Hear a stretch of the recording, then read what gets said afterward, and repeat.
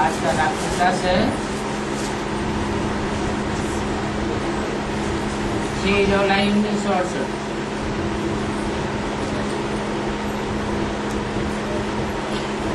सभी बच्चों को बोल ही कहना पड़े।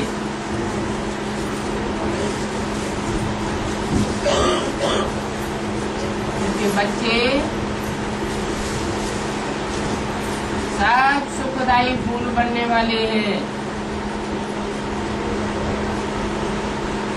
और इस संगम युग पर फूल ही कहा जाता है।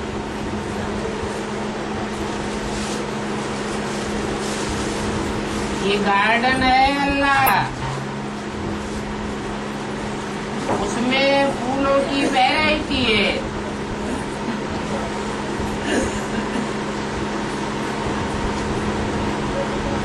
कांटों की भी वैरायटी होती है।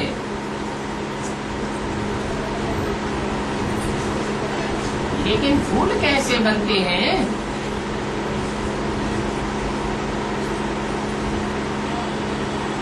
कांटे से फूल कैसे बनते हैं?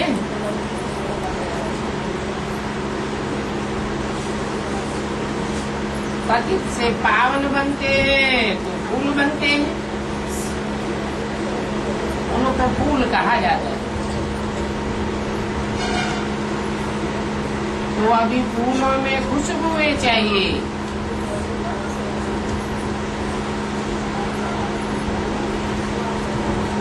दिव्य गुणों की खुशबुएं हैं,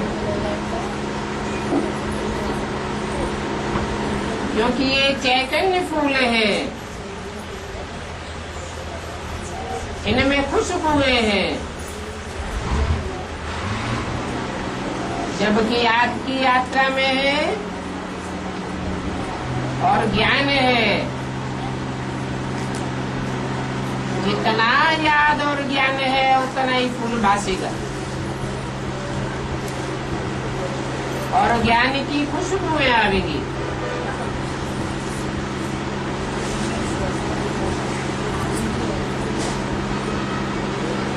आत्मा को ही देखा जाता है।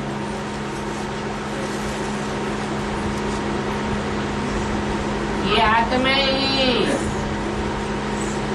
अभी कांटों से फूल बन रही है।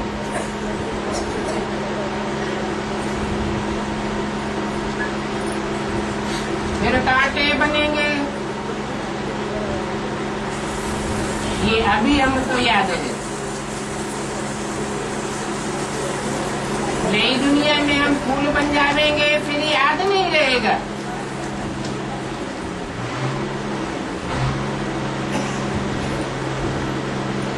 वहाँ तो आगे और पीछे का कुछ भी याद नहीं रहता।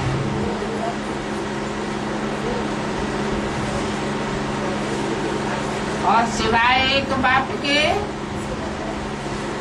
कोई भी फूल बना ही नहीं सकता।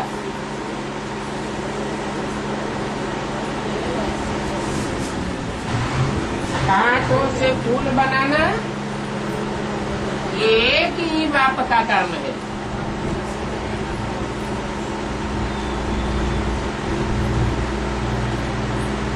इस बात में वास्तव में कोई संशय नहीं आना चाहिए। परंतु माया इतनी प्रबल है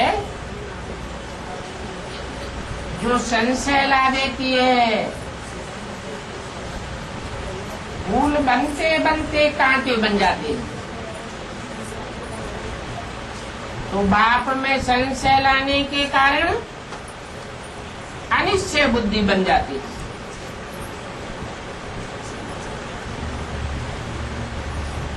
तो मालूम है कि वेद के 2 बाप हैं, आत्माओं का बाप और मनुष्यों का बाप। आत्माओं का बाप जो शिव ज्योति बिंदु है, उसमें तो संशय लाने की बात ही नहीं है। संशय और निश्चय ये साकार के लिए कहा जाता है।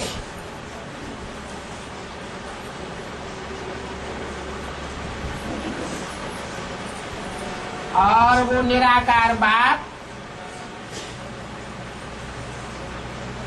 साकार में आया हुआ है, मुकर्रर रथ में आया हुआ है। इस बात पर पक्का निश्चय है तो निश्चय बुद्धि। माया निश्चय को उड़ाए देती है तो अनिश्चय बुद्धि। मनसा में माया तूफान लाती है ना,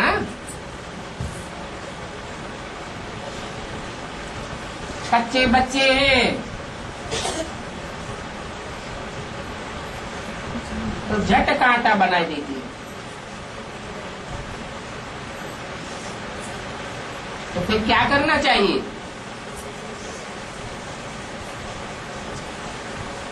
कांटेपन की बदबूए ना आवे, इसके लिए क्या उपाय है? एक ही उपाय है,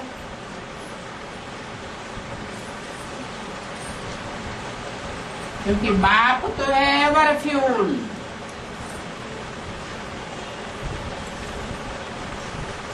और वह बाप कांटा नहीं बनता है।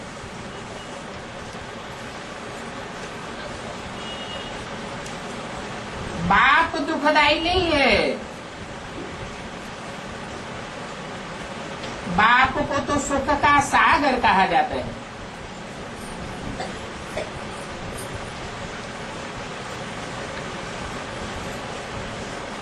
ये जो दादा है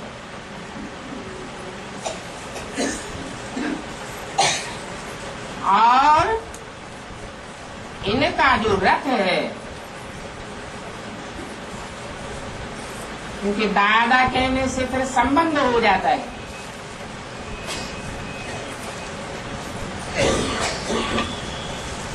रथ है ना,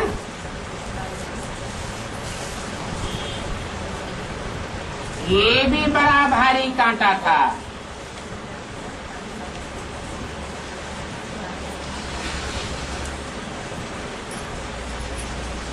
यह भी अभी फूल बन रहे हैं।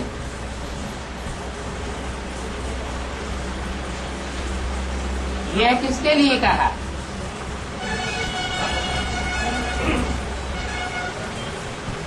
यह कह के बाजू वाले की तरफ इशारा किया ना,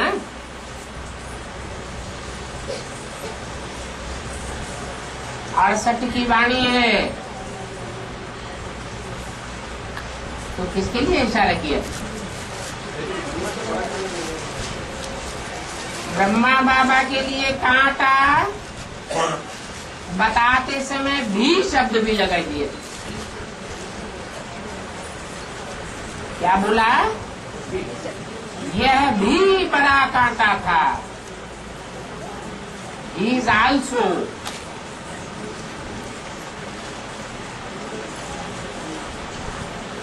भी लगाने से क्या साबित होता है? कि तुम भी नंबरवार बड़े कांटे थे, परंतु ये भी बड़ा कांटा था। और ये अभी फूल बन रहा है। कौन? ये ब्रह्मा भी फूल बन रहा है, बना नहीं है। कोई तो बुद्धि में बैठा हो,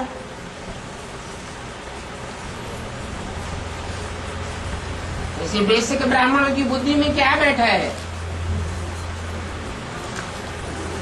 कि ब्रह्मा की सोल फूल बन गई है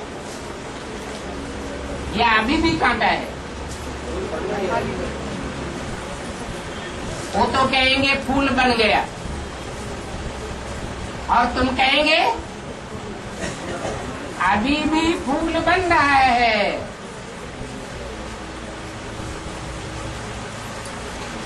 इसलिए शंकर के माथे पर अधूरा चंद्र दिखाया जाता है।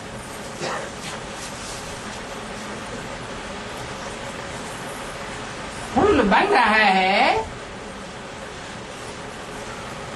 माना कुछ न कुछ बुद्धि भटकती रहती है, बुद्धि भटकती रहती है तो मोह में जाती है, फिर सूक्ष्म शरीर धारण करती है। बीज रूप स्टेज में आते आते फिर सूक्ष्म बन पड़ता है।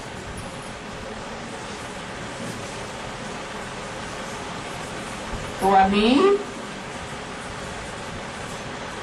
तुमको फूल कहेंगे नंबरवार पुरुषार्थ अनुसार, क्योंकि तुम कौन से युग पर हो? तुम हो पुरुषोत्तम संगम युग पर। तुम्हें पुरुष स्वरूप जो आत्माएं हैं, उन पुरुषार्थी आत्माओं के बीच में पुरुषोत्तम बनने वाला कौन है, ये निश्चयात्मक बुद्धि से ज्ञान हो गया है।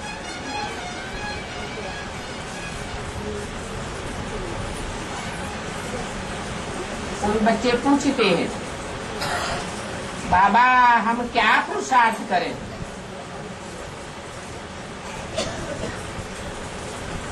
बाप कहते हैं निरंतर याद में टिकने का ही रोला है।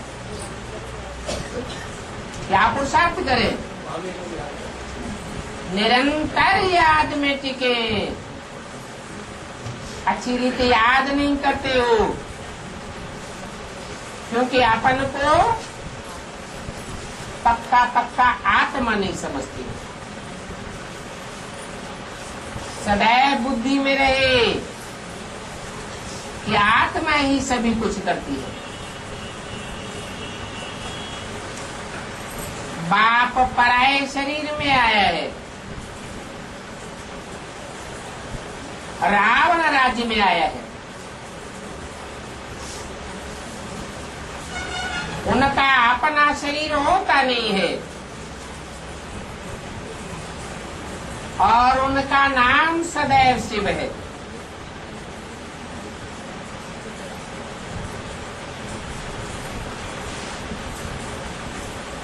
उनकी बिंदी का ही नाम शिव है। नहीं तो कोई की आत्मा का नाम नहीं होता। नाम शरीर का होता है या आत्मा का होता है? शरीर का नाम होता है, लेकिन उनकी आत्मा का ही नाम शिव है।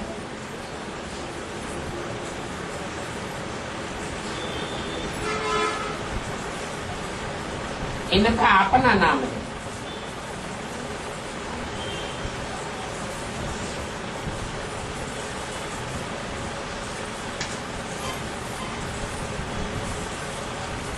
उनका मणका फिराते हैं, बाकी मेरा नाम शिव ही बदलता नहीं है। जब शरीर बदलते हैं तो नाम भी बदल जाता है, बाकी है तो मनुष्य मात्र। सूक्ष्म वतन का तो समझाया। ध्यान में मम्मा बाबा देखते हैं, वो भी यही है। संपूर्ण मम्मा बाबा का साक्षात्कार होता है।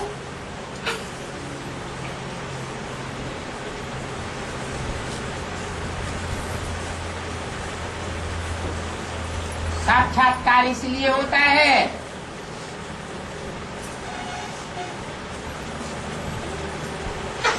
कि इनको पक्का हो जाए कि ऐसा बनना है।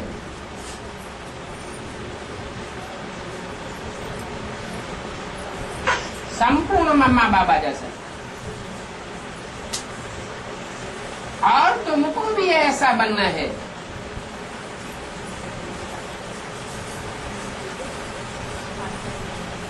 सूक्ष्म वतन में क्या बाबा का रूप देखती हो? बैकुंठ में तो लक्ष्मी नारायण को देखेंगे।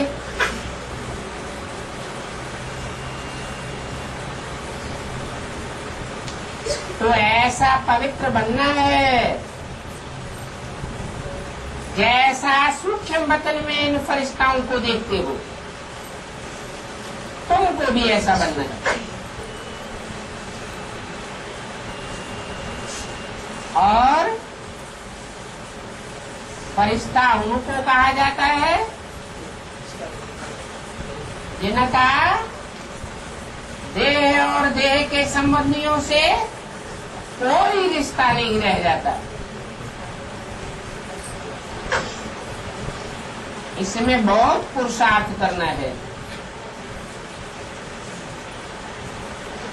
जितना नष्टो मोहा बनने का पुरुषार्थ करेंगे, उतना ही तुम्हारी खुशी का पारा चढ़ता जाएगा।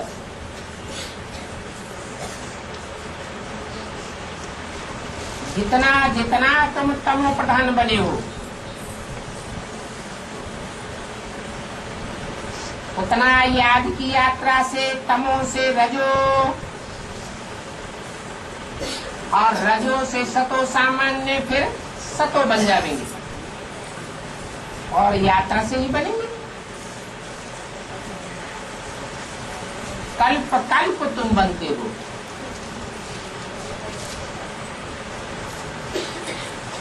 क्या बनते हो? तमो प्रधान से सतो प्रधान तुम बनते हो। तुम माने जो बाप के सन्मुख पढ़ाई पढ़ने वाले बच्चे हैं, वो तमो प्रधान से सतो प्रधान बनते हैं। बाकी सारी दुनिया की आत्माएं तो नहीं बनेंगी। कोई सतो सामान्य बनेंगे, कोई रजो बनेंगे, कोई तमो के तमो ही रह जाएंगे। तो याद दिलाते हैं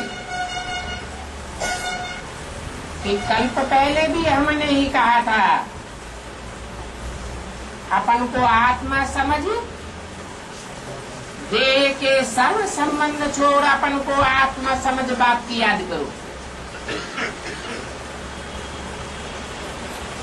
क्योंकि ये संबंध जो देह के हैं वो शाश्वत नहीं है, अल्पकाल के हैं। और तमो प्रधान दुनिया के दुख देने वाले संबंध हैं।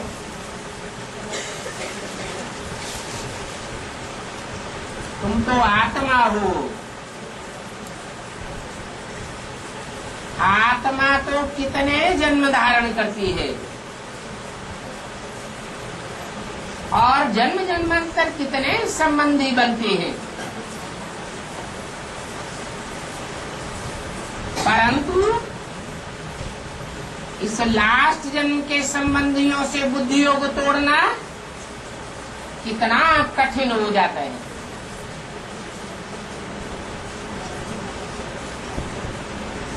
तो अभी भी कहता हूँ और कल्प कल्प भी तुमको याद दिलाता रहता हूँ। अभी इस अंतिम जन्म में ऊंच पद पाने के लिए पुरुषार्थ करना है और अच्छी बात के लिए हमेशा मनुष्य पुरुषार्थ करते हैं। जितना याद करते हैं, पढ़ाई पढ़ते हैं, और ये ईश्वरीय पढ़ाई तो बहुत सहज है।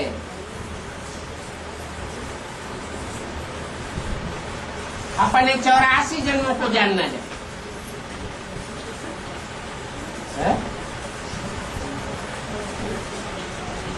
कितने साल हो गए?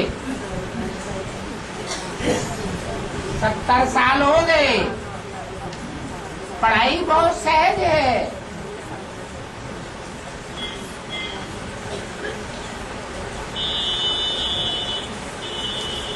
पढ़ाई का अंतिम तंत्र क्या निकलता है? 84 जन्मों की स्मृति आ जाए तब कहेंगे कि आत्मा बने।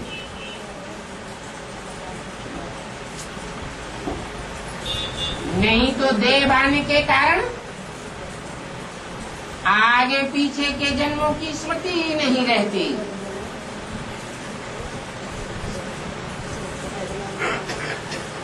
आत्माओं का बाप जो शिव बाप है वो देह के जन्म मरण के चक्र में नहीं आता है,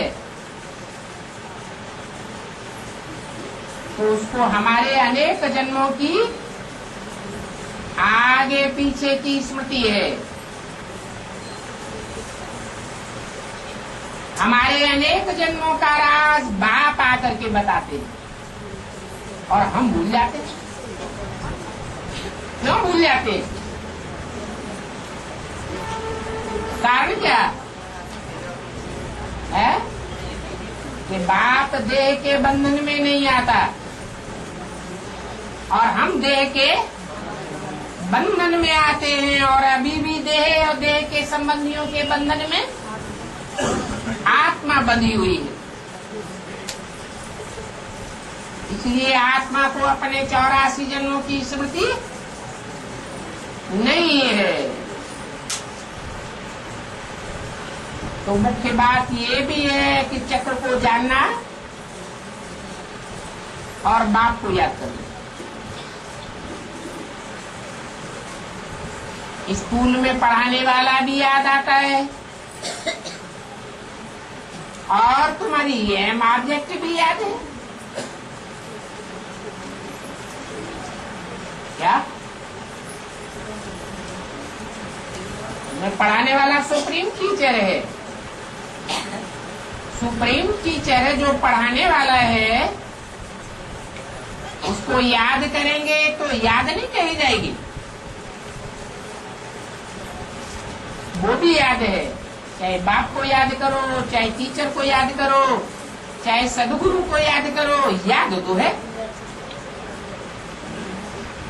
और तुम्हारा एम ऑब्जेक्ट है नर से नारायण, नारी से लक्ष्मी बनना। तो पढ़ाई का जो एम ऑब्जेक्ट है, अगर उसे भी याद किया तो भी याद पक्की है। जिसके लिए बोला कि सबसे सहज पुरुषार्थ है नारायण को याद करना। याद किया और पढ़ाई पढ़ी, बस, और कुछ भी याद नहीं करना है। तो ये बातें कोई डिफिकल्ट तो नहीं है। बाप तो बहुत सहज करके समझाते हैं। समझते हो हम सतो प्रधान एक, फिर गिरे तो तमो प्रधान बने, गिरे तो जरूर है। और ये पुरुषोत्तम संगम युग है, एक ही जन्म है। गिरे हुए को उठने का, पुरुषोत्तम बनने का युग है। हर एक आत्मा 84 के चक्र में जितने भी जन्म लेती है, उन जन्मों में ये सबसे श्रेष्ठ जन्म यहाँ होता है। तो भी पुरुषोत्तम, और उन पुरुषों में उत्तम के उत्तम पुरुष ये लक्ष्मी नारायण राधे कृष्ण कहो। सीताराम को तो पुरुषोत्तम नहीं कहेंगे।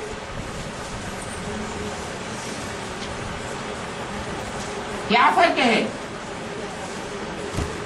सीताराम और लक्ष्मी नारायण में?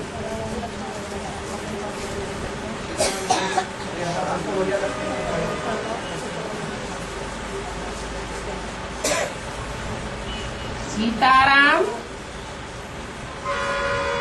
14 कला संपूर्ण और लक्ष्मी नारायण 16 कला संपूर्ण। लक्ष्मी नारायण की कोई भी ग्लानि कहीं भी नहीं सुनी होगी, और राम सीता की तो ग्लानि भी है। वो राम सीता तो 25% कम हो जाते।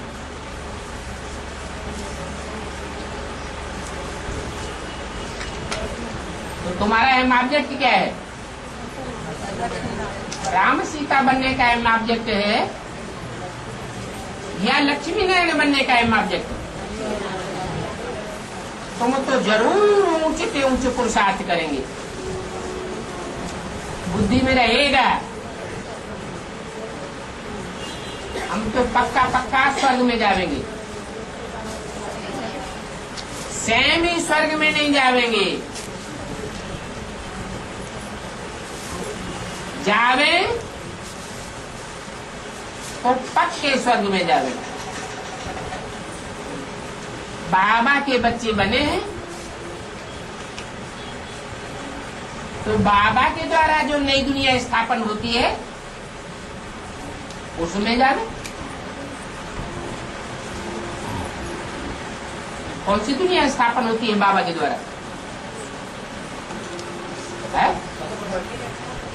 सतयुग।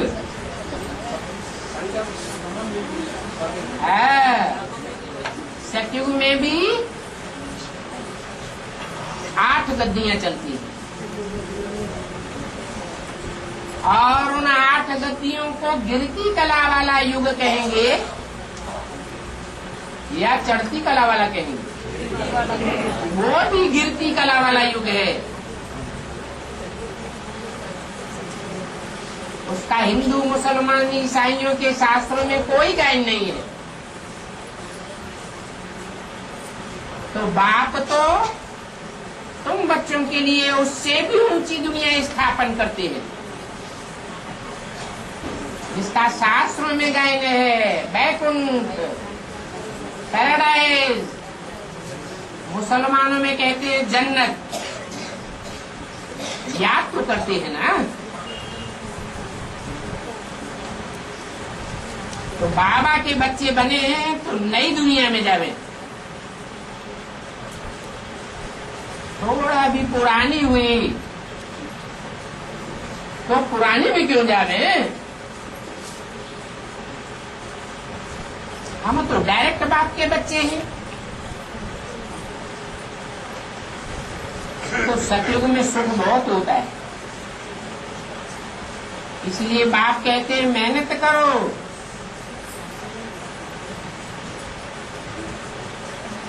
ये है वो इस पुरुषोत्तम संगम युग।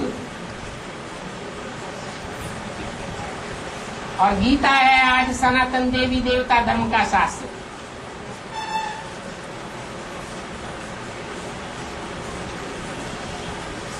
जिसके द्वारा भगवान आकर के स्थापना करते हैं।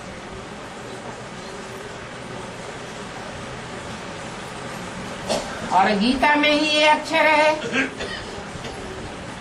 मनमना भव।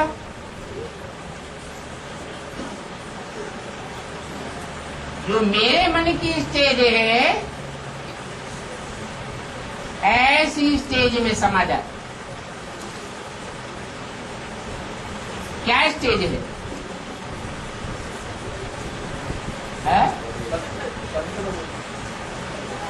मेरे मन की स्टेज है निराकारी, निर्विकारी, निरहंकारी।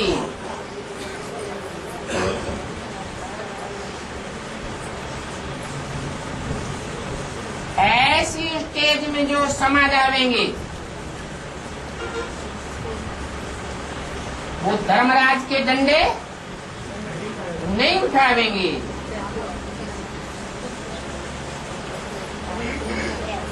ये है ऊंच के ऊंच स्वर्ग।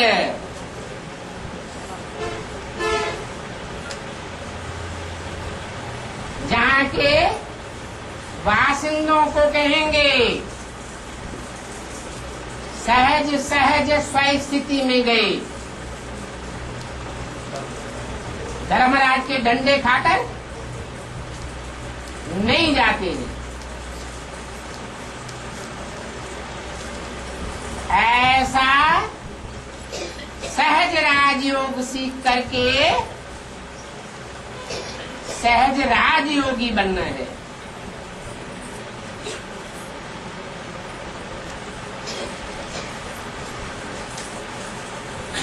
और कोई भी शास्त्र में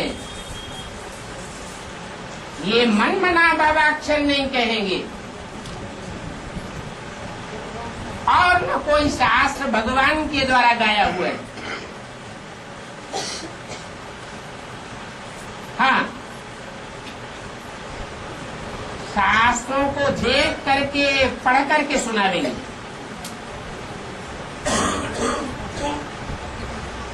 कि कृष्ण भगवान वाच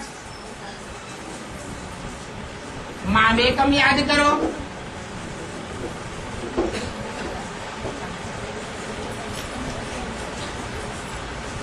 मुझे अपने बाप को याद करो।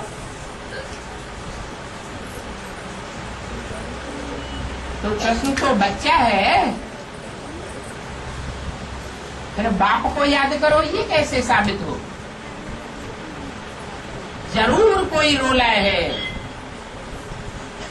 अरे कृष्ण को बाप थोड़ा ही कहेंगे।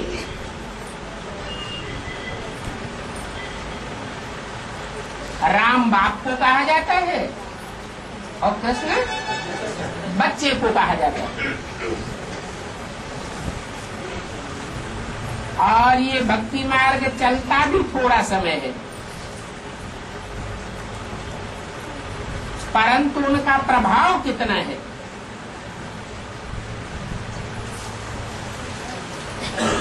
बच्चे ये बात समझते भी हैं। ये माया का पान 100-200 वर्ष का है, थोड़े समय का है,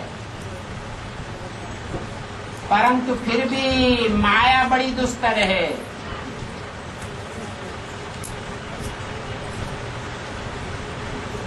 बच्चे माया को क्रॉस नहीं कर पाते। यहां से गिरा,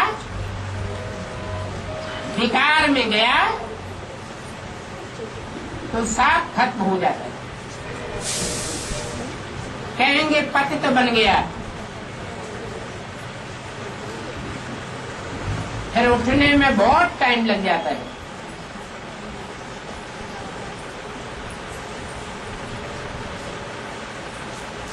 कमाई बड़ी भारी है।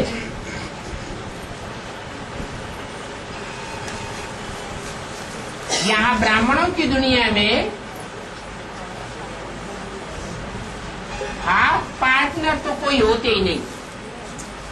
होते ऐसे नहीं, जैसे भक्ति मार्ग में कहते हैं कि पत्नी जो पुरुषार्थ करती है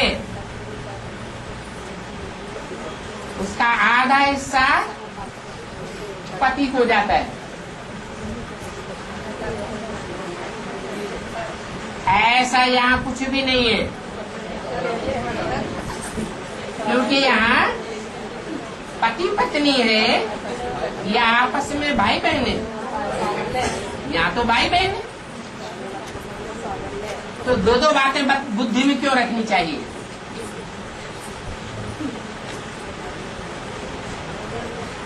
पक्का कर देना चाहिए।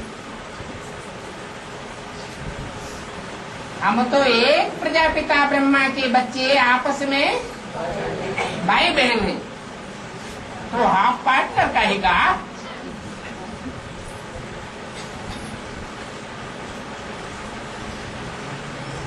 फिर भी देखो कितनी ठगी लगी पड़ी है।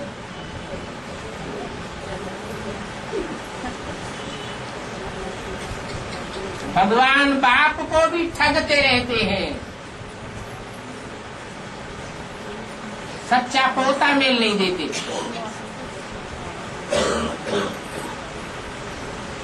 ये बाप तो कहते हैं हर एक बच्चे को अपना पूरा पुरुषार्थ करना है और मार्क्स के अनुसार ही पास होंगे। एक बार पास हो गए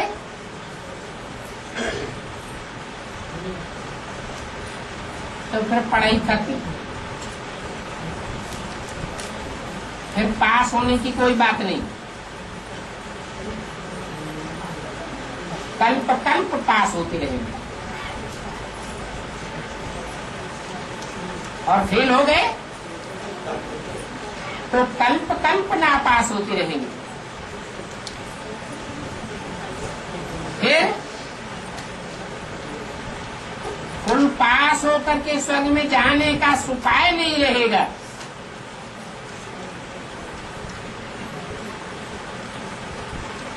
तो बाप कितना प्यार से बैठ समझाती है।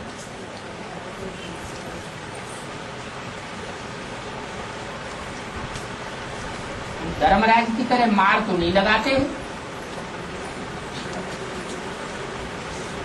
सिर्फ समझाते हैं कि अपना जीवन देवता जैसा बनाना है। बनाना नहीं है सिर्फ देवता जैसा, बल्कि देवता बनना है। कहा? इसी संगम युग में, इसी जीवन में देवता बनना है। इन्हें कृष्ण जैसा 16 कला संपूर्ण बनना है ना। इसका नाम ही है गीता पाठशाला।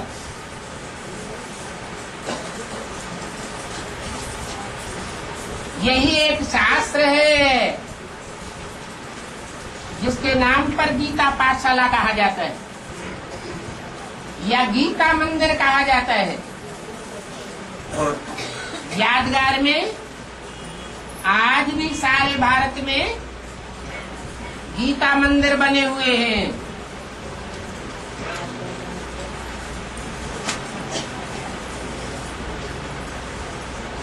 ये कोई इस्लामी बौद्धिक क्रिश्चियंस की पाठशाला नहीं है। यहाँ कोई इस्लामी बौद्धिक क्रिश्चियंस थोड़े ही पढ़ते हैं।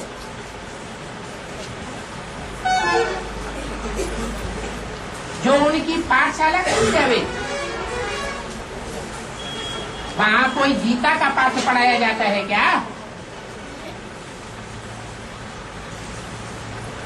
ये जुलाई 68 की वाणी का दूसरा पेज। उनका तो एम ऑब्जेक्ट ही नहीं है क्या? बौद्धियों का, क्रिश्चियंस का, मुसलमानों के शास्त्रों की जो पढ़ाई है उसमें एम ऑब्जेक्ट नहीं है, और तुम्हारी पढ़ाई का तो एम ऑब्जेक्ट है कि हे नर अर्जुन और हे नारी द्रौपदी, तुमको पुरुषार्थ करके नर से नारायण और नारी से लक्ष्मी बनना है। ये गीता ज्ञान लेकर, गीता ज्ञान में ही राजयोग की बात आई हुई। और फिर ये भी है कि क्राइस्ट बुद्ध आदि नहीं कहेंगे कि मैं बाप भी हूँ, शिक्षक भी हूँ और तुम्हारी सदगति करने वाला सदगुरु भी।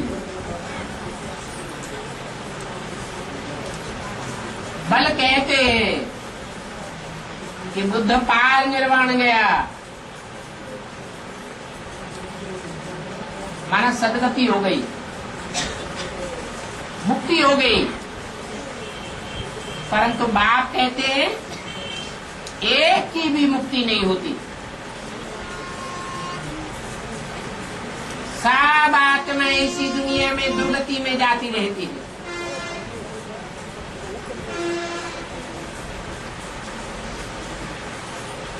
वो तो किसी को शिक्षा नहीं देते हैं गति सदगति की। अभी संगम युग पर सभी को शिक्षा मिलनी है। सभी को माने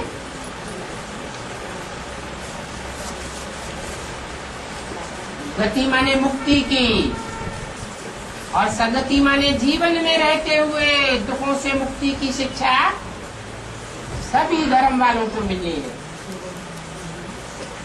भले एक जन्म की सदगति क्यों न हो। हिसाब किताब सभी को चुप करके घर चलना है। ऐसे भी नहीं है कि जो त्रेता में आने वाले हैं वो सब सतयुग में आवेंगे। नहीं, त्रेता में आने वाले सब सतयुग में नहीं आवेंगे, बहुत थोड़े हैं जो सतयुग में आवेंगे, फिर त्रेता में भी जावेंगे। परंतु त्रेता की संख्या तो सतयुग की जनसंख्या से 5 गुनी ज्यादा हो जाती है। वृद्धि होने के लिए हर युग में आत्माएं ऊपर से नीचे ज्यादा से ज्यादा रोशों में आती रहती है। सतयुग से कई गुनी त्रेता में उतरती है, फिर त्रेता से कई गुनी द्वापर में उतरती हैं, फिर द्वापर से कई गुनी आत्माएं कलयुग में उतरती है।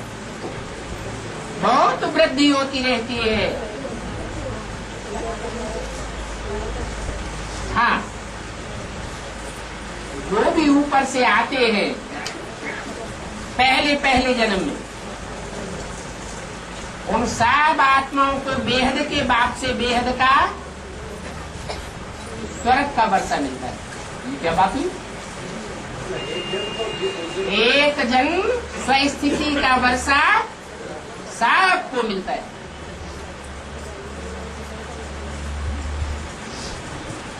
क्योंकि धर्मराज दंड देकर सबके देहभान को यही खलास कर देता है। सब आत्मिक स्थिति में स्थिर होकर के बाप के घर में जाते हैं, और जब आते हैं तो भी देहभान में आते हैं या आत्मा का अभिमान में आते हैं, आत्माभिमानी बनकर के आते हैं। फिर बाद में संग का रंग भले लगे। स्वर्ग नई दुनिया को कहा जाता है और नर्क पुरानी दुनिया को कहा जाता है। ये ड्रामा फिरता रहता है।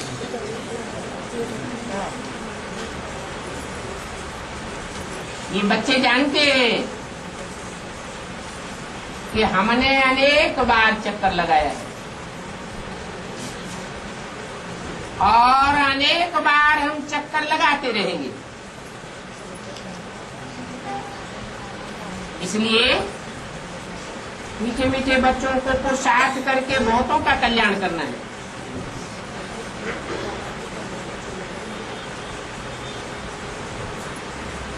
तुम बच्चे ही बहुतों का कल्याण करेंगे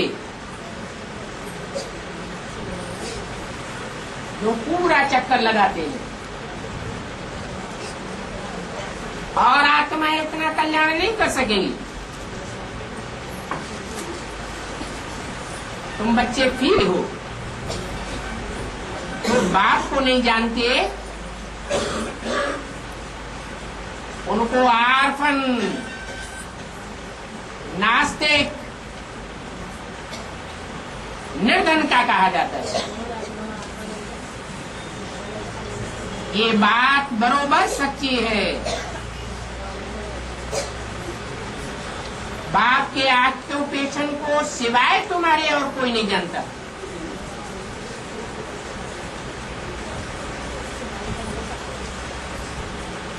कितना बड़ा स्कूल है।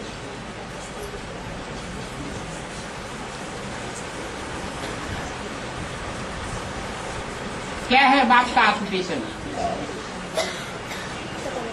बाप का धंधा क्या है? पतितों को पावन बनाना, पतित दुनिया को भी पावन बनाना। तो देखो कितना बड़ा स्कूल है।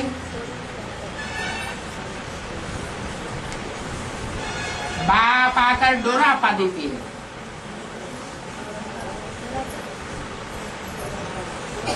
तुम कितने पूजी थे।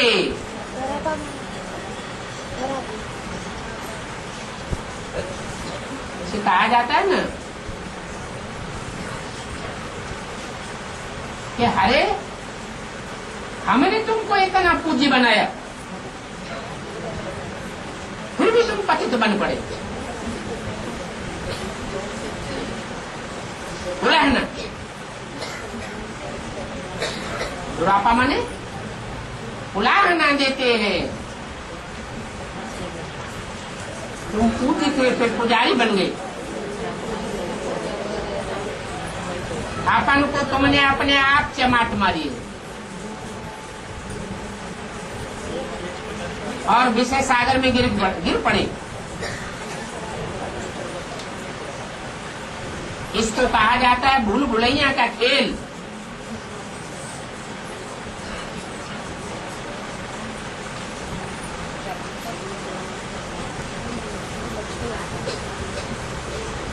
खेल खेलते हैं ना,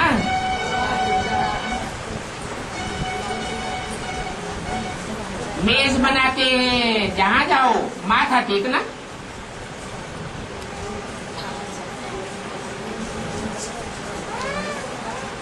दीवार में माथा रगड़ते रहते हैं। तो झंडे वाले को बुलाते हैं कि रास्ता बताओ।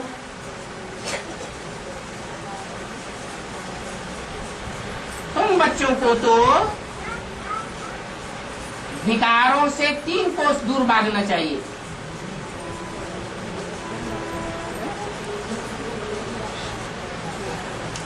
क्या कहा? कैसे भागेंगे 3 कोस दूर? है?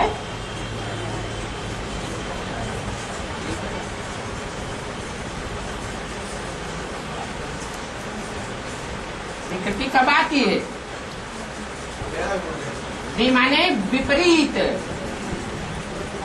प्रति माने कार्य, विकार। विकार कब आता है?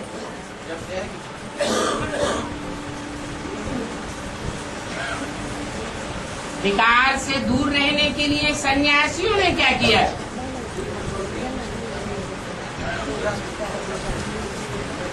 नजदीक आना ही छोड़ दिया। तो तुम बच्चों को तो विकार से 3 कोस दूर भागना है।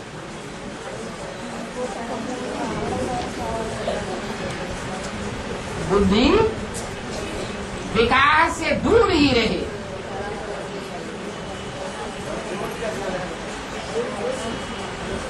पढ़ना है तो भी कन्याओं के साथ पढ़े।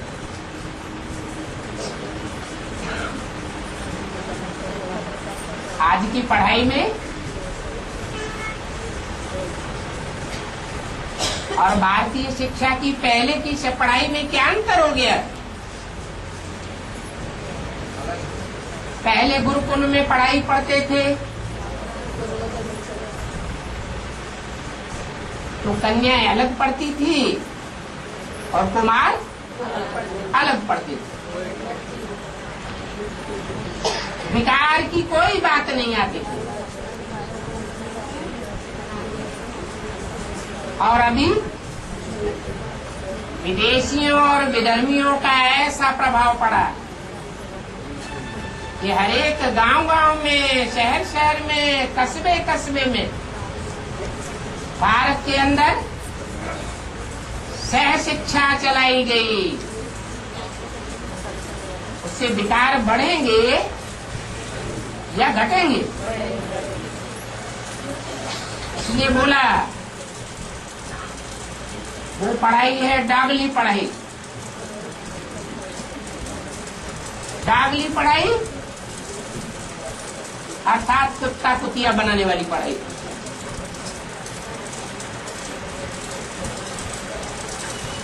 तो बाप तो सेफ्टी की बात बताते हैं।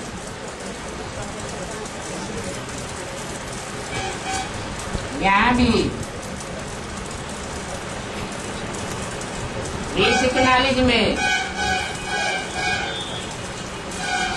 और एडवांस नॉलेज में कितना फर्क होता जाता है।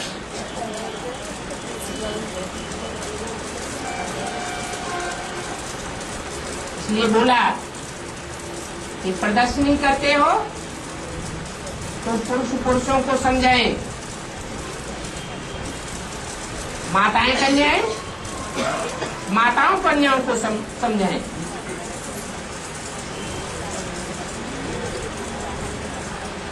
जयपुर में कुमारियों का स्कूल है।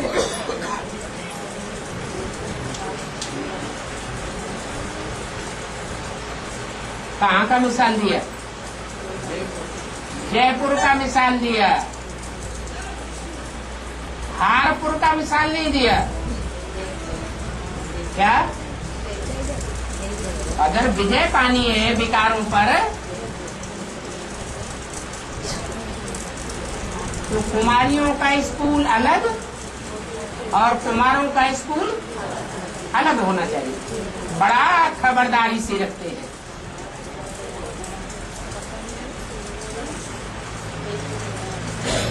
परंतु बाप कहते हैं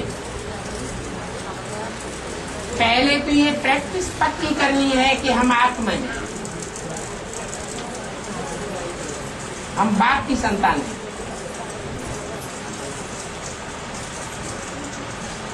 और हमको बाबा पढ़ाती है, हमारी आत्मा पढ़ती है, शरीर नहीं पढ़ता है। हर एक बात आत्मा ही सीखती है।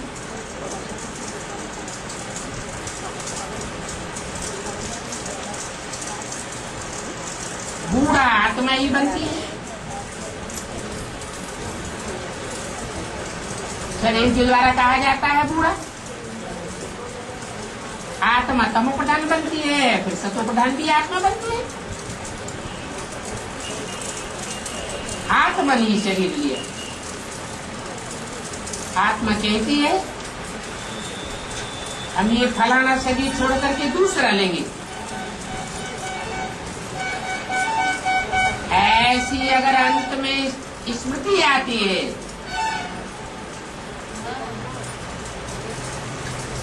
कि हम शरीर छोड़ करके नया जन्म लेने वाले हैं, उसको कहा जाता है आत्माभिमानी बनना। और ये बात बाप ही सिखलाते। तो पक्का पक्का याद करो, नहीं तो तुम आत्मा को घड़ी घड़ी भूल जाते हो। यहाँ आते हो तो यहाँ भी याद करना चाहिए। पहले पहले अपन को आत्मा समझ बाप को याद करो। यहाँ आने से ही एक दूसरे को सावधान कर देना चाहिए कि बाप के सामने बैठे हो वो आत्मा आत्मा भाई भाई बन करके बैठे हो। अपन को आत्मा समझ बाप से सुनो। अच्छा, मीठे मीठे सिकीले बच्चों को बाप दादा का याद प्यार। Good night.